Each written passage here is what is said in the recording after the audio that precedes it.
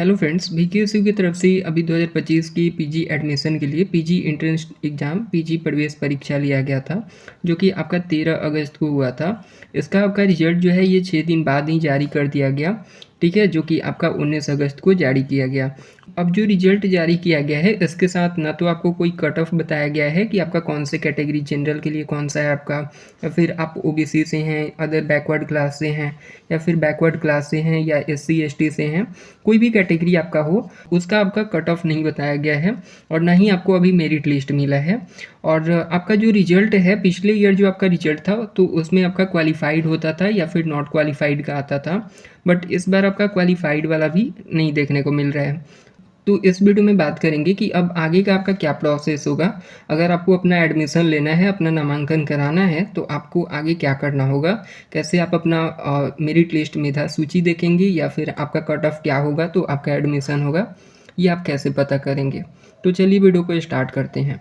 यहाँ पे आप देख सकते हैं बीकेएसयू की तरफ से जो ऑफिशियल अपडेट दिया गया है वो आपका ये पेपर कटिंग में मैं आपको दिखा रहा हूँ। पीजी प्रवेश परीक्षा पीजी एंट्रेंस टेस्ट हुआ था, उसका आपका 13 अगस्त को आपका ये एग्जाम हुआ था, टेस्ट हुआ था, और 6 दिन बाद यानी कि 19 को आपका रिजल्ट जारी कर दिया गया। ठीक है, इस बार विद्यार्थियों की संख्या अधिक रहने पर रिजल्ट में विलंब हुआ। तो पिछला बार 1 दिन बाद ही आपका रिजल्ट जारी कर दिया गया था, तो इस बार आपका जो 6 दिन लगा है, ज़्यादा टाइम लगा है, ये इसलिए क्योंकि बहुत ज़्यादा एप्लीकेशन था इस बार। ठीक है, नामांकन की प्रक्रिया के बारे में बात करें तो आगे आप यहाँ पे पढ़ेंगे, रिजल्ट जारी किए जाने के बाद विवि प्रशासन ने नामांकन की प्रक्रिया शुरू कर दी है। नामांकन सेल के नोडल अधिकारी प्रो डीके सिंह ने बताया कि 2 दिनों के भीतर नामांकन समिति को बैठक बुलाई जाएगी।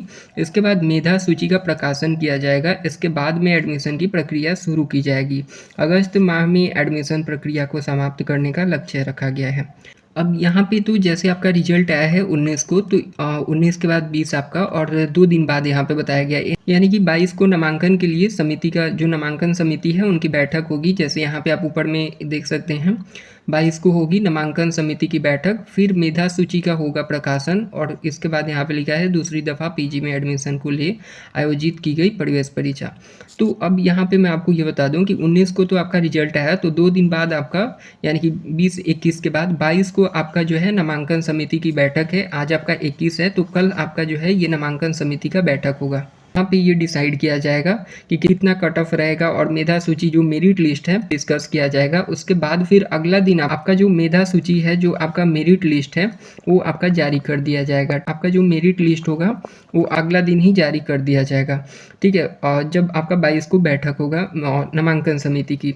आगे यहाँ पे देखेंगे सफल विद्यार्थियों की सूची अभी प्रदर्शित नहीं। आगे आप यहाँ पे पढ़ सकते हैं। तो यहाँ पे जैसा मैंने आपको बताया कि इस बार क्वालिफाइड या नॉट क्वालिफाइड ऐसा कुछ नहीं दिख रहा है आपको। तो कौन विद्यार्थी, कौन स्टूडेंट क्वालिफाइड हैं, कौन सफल विद्यार्थी हैं जिनका एडमिशन होगा, या फिर कट ऑफ या ऐसा कुछ भी क्वालिफाइड नॉट क्वालिफाइड कुछ नहीं देखने को मिल रहा है।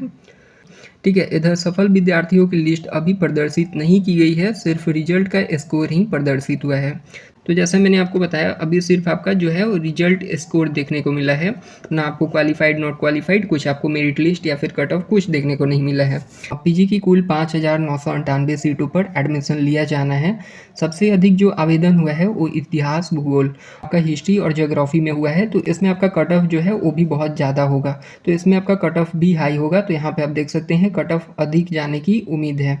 ठीक है, और ये आगे परीक्षा के बारे में बताया गया है। इसके बाद यहाँ पे आप देखेंगे प्रवेश परीक्षा में रिजल्ट का यह रहेगा स्कोर।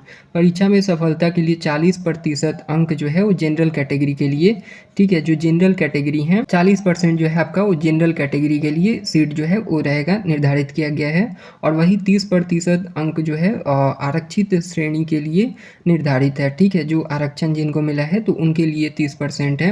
इसमें सफल विद्यार्थियों का एडमिशन उनके कट ऑफ के आधार पर विभाग और कॉलेजों में होगा। लिखित परीक्षा में परीक्षा का स्कोर देखा जाएगा, तो जो आपका स्कोर होगा उसके बेस्ड पे आपका कट ऑफ आएगा।